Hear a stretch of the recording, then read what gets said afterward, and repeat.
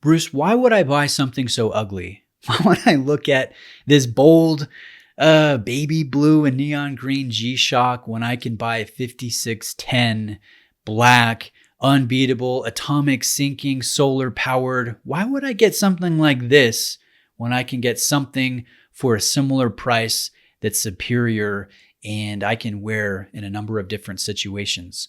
That's a great question. I'm a G-Shock fan. I am not the biggest G-Shock fan right now. I currently don't have any in the collection. I did a collection purge about 6 months ago as I saved up for my Grail watch and I just changed philosophy. So right now, technically, I'm G-Shock-less. You could say I have no authority to make this video, but let me share with you my opinions. And I think some of you will really relate to me here. So in front of the camera is the DW5610LS-2 from Casio from G-Shock. This is the square design that debuted in 1983. It's a classic now, and it's my favorite of G-Shock products, or Casio products for that matter. It's such an ugly design, but man, does it work. Is it comfortable? It's an unbeatable beater watch. But going back to that question, why would I get something bold and crazy like this when I can get the 5610, right? Great question. I think once you get into G-Shock, your first purchase should be something conservative and value rich like the 5610.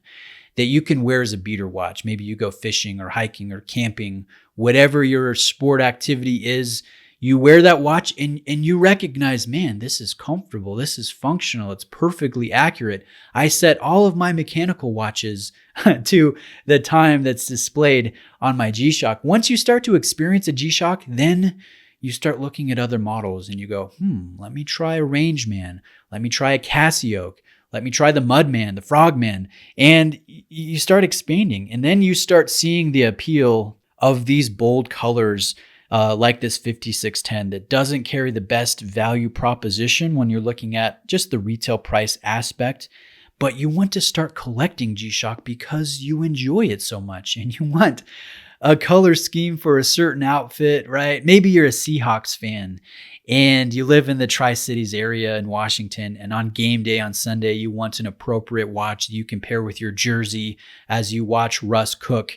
I'm a 49ers fan, so I would never do that, but maybe one day G-Shock offers a really cool iteration in red or scarlet and gold. And heck yeah, I'd definitely be down for something like that.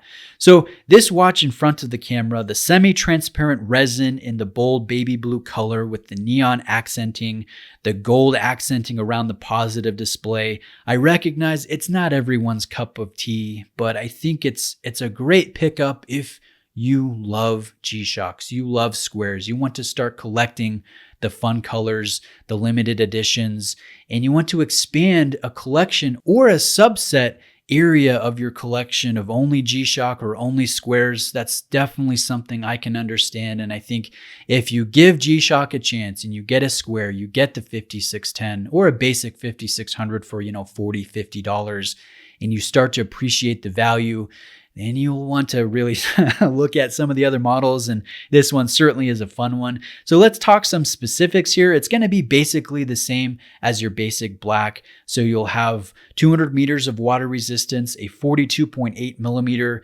diameter here, 48.9 overall lug-to-lug length, height 13.4, and it's about 50 grams total weight. So it's very light. It is big, but it's surprising how well this wears on smaller wrists. I'll actually drop in a shot of this on my wife's wrist, and you can see it doesn't look out of place on my wife's feminine wrist here. So I think it's a great size. The module is the 3229 module, so it's battery powered. It's not solar powered. If you want a solar module that's atomic sinking, you want to get up into the 5610 range.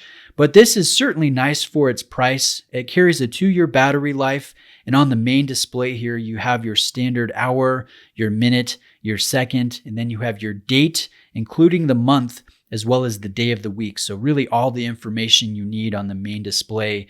And then by cycling through the bottom left function pusher here on the case, you can see the different features. You have a stopwatch, and so you can time something to 1/100th of a second. I don't know why you would need something that precise, but it's cool that it's there, and it's only there for the first hour. So after 60 minutes, it's going to start just keeping time to the second, which honestly is probably totally adequate there. The next one, you can see a countdown timer. You can count down something from 24 hours that you set. There's also an alarm feature, which I never use, even though the noise is fairly loud. You can also set this to repeat every hour, which I don't know why you would want to, but it's a feature that's present here. The calendar is pre-programmed here within this quartz movement for the next roughly 80 years. Far more than likely this watch will ever last to the year 2099. You can set the time to be displayed in the 12-hour format or the 24-hour format, and there is a 2-year battery life. And if you want to make the battery change yourself, which, is always kind of fun to do as a watch enthusiast, to do all that work yourself, you'll need a screwdriver, Phillips head, and then you simply remove the bolt-on case back here and replace it with a CR 2016 battery, which is inexpensive, very common. You can get packs of 10 of them, for just a couple bucks and be able to make those changes yourself. So let's talk about the good real quick as we wrap up this video.